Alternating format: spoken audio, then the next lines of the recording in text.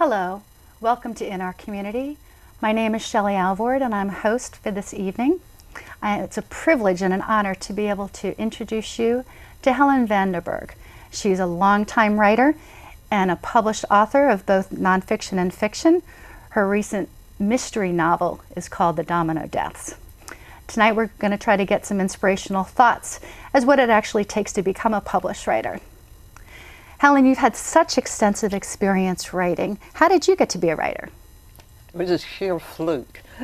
I'd been working in Europe and I came back to the United States through New York.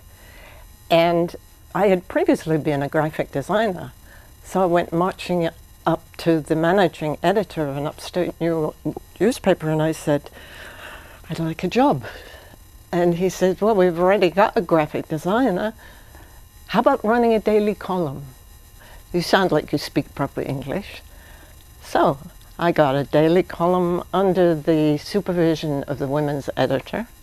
And I had a lot of research to do because the column was what people would write in about. Where do I pick my own apples? Or I want to study marine biology. How do I go about that? And I'd have to do all this research. I loved the job, but eventually I wanted to join my family, which was in Dallas.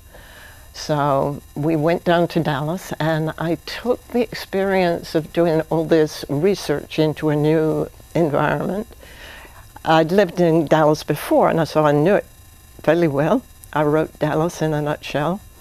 And that went to 5 editions. It was very popular. And I eventually sold the copyrights. I went on to write a book called Liberation Through the Marketplace, which was an enterprising women who wanted to start their own business. And it was probably one of the earliest attempts at a business plan that was for the general public. It was very simple. And I went and I did copywriting, I did technical writing, and I followed the technical writing out here to California, and the rest is history, because underneath all this messing about, I really, really wanted to write fiction. So that brought me to fiction writing for the past untold number of years, and here I am. Sounds like you're just an omnivorous writer.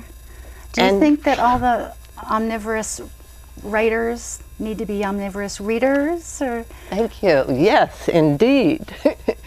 You can't write if you don't read.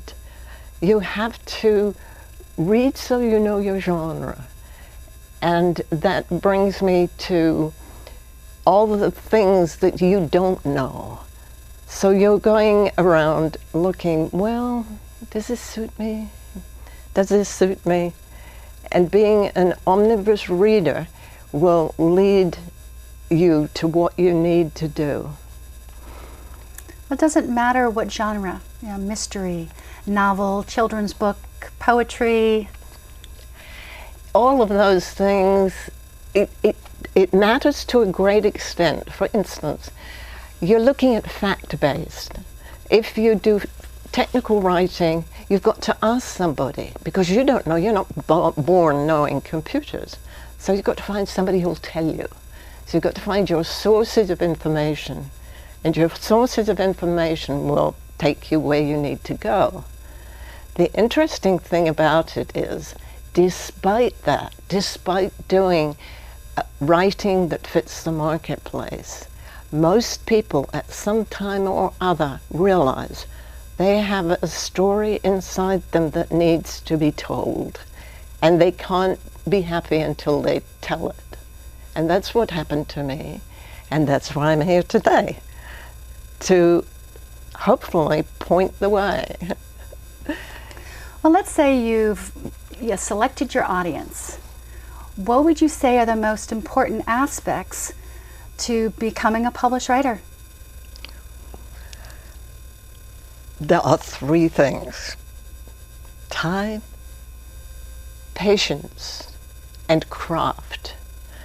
Even though you have the urge to write, you will need time, patience, and craft. Well, let's talk about time. It's such a big thing, and everybody has 24 hours in the day. How do you go about handling time as a published writer? It's hard. That's the first thing you learn is, how am I going to handle my time?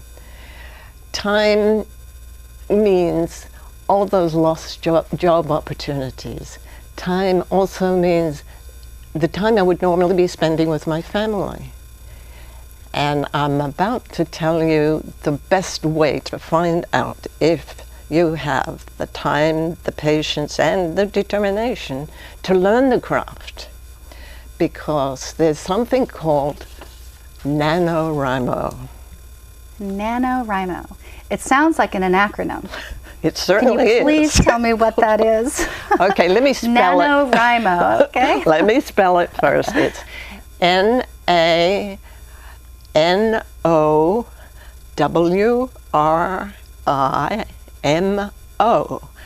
National Write a Novel in a Month. And what is that? You have to write 50,000 words in the month of November. And here's how it works. You log on to their website. At various times you can pick how often you log in, but you're trying to get 50,000 words in a month. And why 50,000? Because it makes a good start on a novel. Most novels are somewhere around 70, but if you've done 50, what the heck's another 20,000 words? At least you know what kind of determination and focus, and your family knows too, because also somebody comes at you, no, I can't do the laundry. No. You have to Focus. settle out time. Yes, it takes determination and focus. Well, you talked, the second one was patience. So can you tell me what that means to you? Oh, that is probably the hardest one, and yet it's really easy when you think about it. The patience involves getting it down on paper or audio or written on dirty little napkins stuck in an envelope. However you get it down, it's an idea, only an idea, until you get it down so that you can transmit that to somebody else. So that's where NaNoWriMo helps, and that's where you begin writing. And the best way to start is journaling. Write your quota every single day, even if you have to stick it in the bottom drawer. The bottom drawer. Now, that sounds like a great concept. What is a bottom drawer? Is that a file cabinet, your desk drawer, a bottom drawer? It's nothing fancy. It's whatever's empty at the moment. And that's where you just stick your writings? You just stick it in. Only you and your best friend look at it. Maybe not even that. It's there. It's there because at some future time you will need to refer to this. It's the kind of thing that acts as a treasure trove. I wrote this way when I was 26, and I wrote this way when I was 54, and the difference is I began to learn my craft. Right. And let's say someone's writing a memoir. They're still pulling that out, editing a little bit, sticking it back into the bottom drawer. I might qualify that a little bit, and it's a lot. Editing, you know, you go through it and through it and through it. And various legal matters, particularly with memoirs, legal matters, you know, you've written something, somebody in your family objects, sorry, no memoir. Right. Well, the third aspect that you said that was very important was the craft. So let's say someone's got this idea in their brain that they want to share on writing. How do they go about learning the craft? Well, it's a pretty broad question, but it's pretty easy to start. You start with the obvious. Libraries, they'll give you your scope. And then you go on to for instance, kids clubs, reading circles in schools. And then, because you want the next upcoming generation to read, because you're writing, so somebody better be reading. And then you look at book clubs. And the reason you look at book clubs is you want to be able to get somebody else's point of view. And that's very hard to do, and it's very hard to listen to somebody that you disagree with. You've got to listen to them and shut your mouth. So the final part is your bookstores. Of course, your bookstores. You walk down the aisles and you find a book and say, oh boy, I wish I'd written that. You buy it, you take it home, you study it. How'd they do that? It's all there on the page. It sounds very, very forward and straightforward. I find that there's a lot of things out there that aren't as straightforward, maybe needing a little bit more dedication. Can you elaborate on that? Well, yeah, the less obvious things will be extended ed courses at the best university that you can afford. Again, time and money. And after you've plumbed the depths of this, then you begin looking at things like writers' clubs. We have a number of those, and we can elaborate on that further, but for each genre that you choose, there's a writers' club. There's the Romance Writers of America, the Thriller Writers of America, Left Coast Crime, Sisters in Crime. All of these have writers' clubs associated with them. That sounds like that would be just tremendously helpful. Oh, it is. Plus, free is the web. Right. Go on the web. I find that some people, you know, with the writers, they have this big issue of a writer's block. How do you overcome that? Well, there's where your bottom drawer comes in. Well, first of all, I counsel, getting in touch with other writers, talking to them, go out for a walk, get a different point of view, but that's the point of writers' clubs and the associated critique groups, because you find a different point of view than your own. I sense that I can see that you can envision a community of writers, like the French Impressionists, all getting around, inspiring each other and whatnot. It sounds wonderful, and we don't have a writers club in this area. I can see that would be really tremendous if we'd be able to get an audience or up-and-coming writer to be able to initiate that. Yes. Well, Helen, thank you so much. It's really been terrific. Thank you. I hope all these inspirational thoughts will hopefully be able to inspire our audience. This is Shelley Alvord in our community. Good night.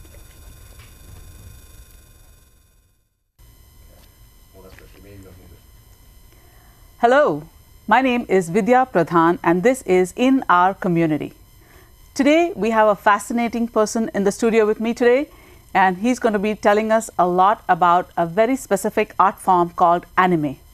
Let's meet our guest. This is Rob Zeroun. Hi, Rob. Hi. Rob is the co-founder of the Nameless Anime Club, and he's a big collector of both anime and the print form of that, which is manga. Rob has been on this show before, but for the benefit of the viewers who haven't watched the previous segment, Rob, why don't you start us off by telling us a little bit about what anime is? So anime, if you ask somebody in Japan, they're going to look at you funny because anime is just anything that's animated. Mm-hmm. But what it's come to be known in the US is a very specific style of animation, usually one involving crazy hair, large eyes, and other very distinguishing features. So when we talk about anime here, is it just Japan, or are there other countries in the East that also fall under the American category of anime? Usually when we say anime, we're talking about Japan. Mm-hmm. That can get a little muddled because sometimes Japan farms out their animation to other countries like Korea or China, just like we do with US animation here. What do you mean farm out? Well, they'll do the key animation, and then they'll have all the in-betweens, which is all the animation you do in between the main cells. Mm-hmm. done by a separate studio. To give you a U.S. example, Simpsons has been doing this for years now. I see. So who do they farm their work out to? The popular country now is Korea. So the grunt work is done. But that's not for every series. But yeah, a lot of the ones, if they want to keep it under budget, it could be actually animated in Korea. But all the initial work comes from Japan. So coming back to Japanese anime, or anime as we call it, known as Japanese animation, today I thought we'd talk a little bit about the different genres of anime. And you've brought along some props to help us understand what are the different genres. It seems very fascinating because even though it's a very distinctive art form, it still has many categories within it. So why don't you start us off? One of the very distinguishing features of animation, of Japanese anime, is it has its own unique genres. And the first, probably the best overview genres, I think, is a shoujo, which means girls anime. And girls anime tends to focus more on relationships and how characters interact with each other over action. Is it also a look? A particular look? It is usually a particular look. It's usually cute girls, multicolored hair, large eyes, small faces. I think when we look at this, at least I, as a lay person, when I look at this, this is what I believe anime is. But it's way more than that. This is also a very good example of like a very typical stereotype of anime, which was a lot more popular back in the 60s, 70s for the really large eyes. It's actually changed over the years. Over the years. And so that is shoujo anime, and that's for typically girl anime. Typically girl anime. Okay, and what's the next one? Of course, the companion to that is shonen anime. This is an example of that. Shonen anime tends to focus more on action, dynamics, less on character relations. And of course, fighting. Isn't it a little stereotypical? A lot of times, a very stereotypical thing with shonen is fighting. Right. Usually, have to defeat this enemy and then go on to the next one and so forth. And you can see the look is very different from this one. So let's put them side by side and you can take a look at how categorized they are. Girls, boys. So you can tell he's the main character in this one is much more angular. He has smaller eyes. Of course, he's carrying his big sword with him. Right. Is it true that you can categorize most anime as shoujo or shonen, or is it a very blurry distinction? They're very broad categories. They kind of fit over different genres themselves. Okay. Usually don't have something that's just boys or girls series. It's usually more varied than that. So let's move on to our next category or next genre. Another one that's really popular is, of course, the giant robots. Everyone loves the giant robots. Started with Transformers way back in the day. I was going to mention that. This one is actually from a series called Robotech, which is one of the first series when I started watching anime. It's one of the first series I recognized as anime. It certainly looks very much like a Transformer, so it does seem to follow. It's funny that you mentioned that, because this specific robot, which is called a Veritech in the series, does transform. Oh, he does. It transforms from a fighter plane to a what's called a guardian mode, which is in between, where it still has wings, but it has legs and arms, to the full form here. Well, this name definitely suggests that this is the genre, but are there other robot-related Well, there are series? actually other robot-related series, and there's a difference between the two. This one is actually one that's piloted by somebody inside the robot. There's also ones where the robot's controlled externally. Okay. Which is actually how they got started way back in the 60s. A series called Gigantor was very popular in the United States. And it was this giant robot that was controlled by a boy with a radio-controlled watch. Oh, amazing. And what actually made the internal robot popular was a series called Gundam, it's actually a series about the evils of war. Gundam. It's called Mobile. familiar. The full title is Mobile Suit Gundam, because everyone runs around in the series with their own personal mobile giant robot Okay, so that's an example which of were originally robot. used for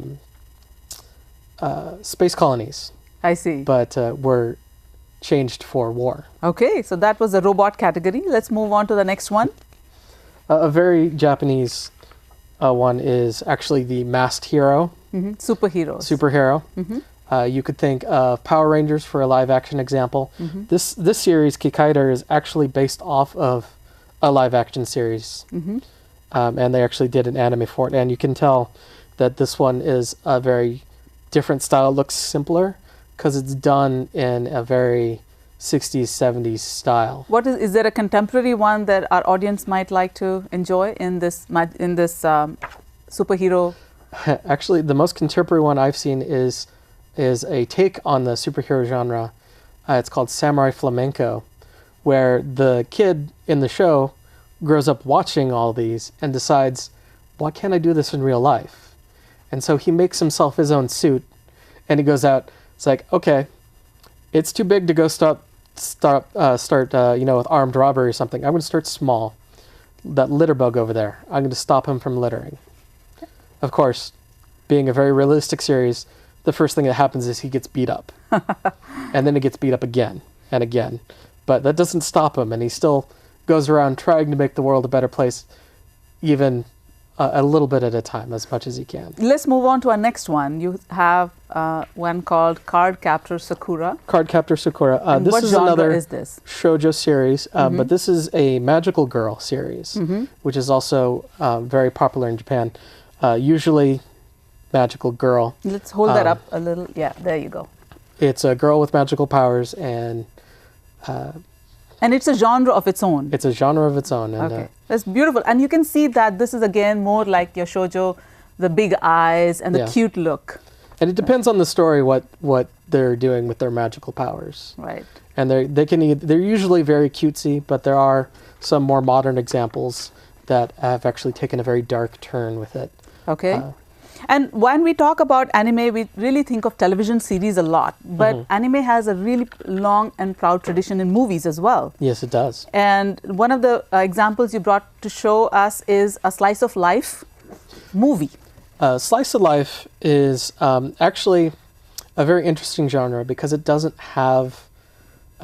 really have any comparison to the U.S. and it's a very hard genre to explain. It's basically like you're watching these characters for a section of their life as they deal with whatever immediate problem they're dealing with. Once it's over, So you don't necessarily see the full arc of their life. you don't see the full arc of their life, but once whatever that storyline is over, you can tell that they continue on with their lives afterwards, but your viewing with them is over. So a good example that you brought here to show us is called Summer Wars. Summer Wars. But there's another movie that you mentioned when we were talking earlier that you would consider a great introduction to anime. So let's talk about that a little bit.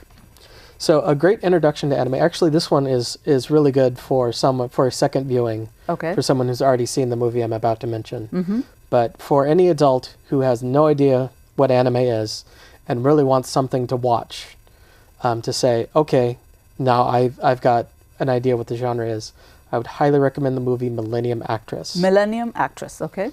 Everyone I've shown this movie to has been blown away that this is animation. I thought animation was just for kids, A lot of these series are actually for kids, but there's the animation covers a wide spectrum. It can be for little kids or it can be adult stories or anywhere in between. It doesn't have to be just for kids. And yeah, I just want to mention that for our viewers again, that what the examples we've shown you are more appropriate for, not more appropriate, but are general viewing.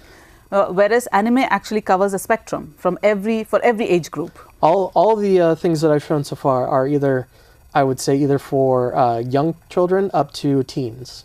Got it. And Millennium Actress, once again, is the name of the movie that you might want to watch if you want to watch just one example of anime. And you can watch it even if you're not interested in the graphic art genre. You can watch it as a movie. It makes a great story. It makes a great story.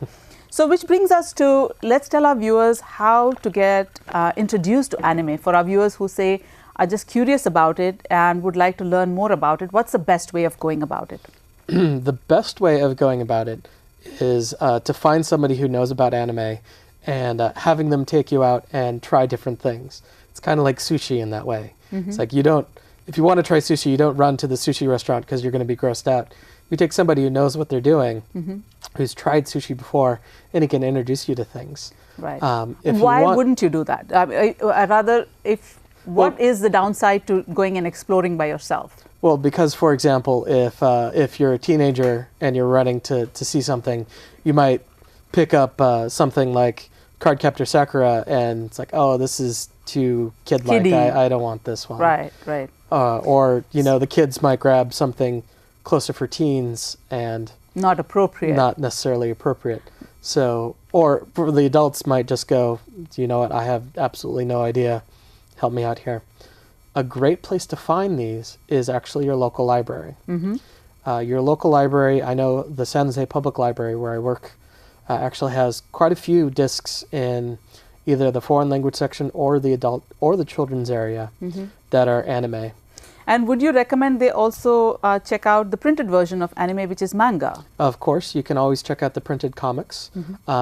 Most libraries have a section of manga in their teen room. You'll usually see it on a very large wall, all lined up.